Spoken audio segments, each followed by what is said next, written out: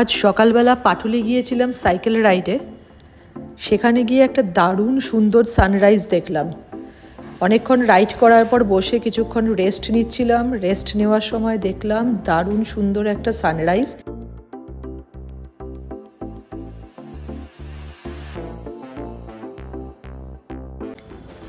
এমনিতেই সকালবেলা এই সময়টা খুব সুন্দর ওয়েদার থাকে।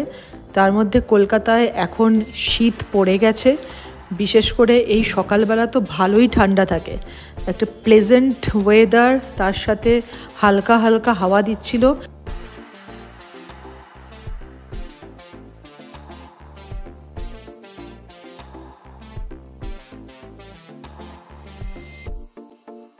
অনেক দিন পর পাটুলিতে আজকে লেমন টি পেয়েছিলাম, বেশ ভালো লাগলো। সকালবেলা লেমন টি আর সাথে এই দারুণ সানরাইজ। কিন্তু যেটা দেখে খারাপ লাগলো, পাটুলি এই সকালবেলা বেশ নোংরা হয়ে আছে।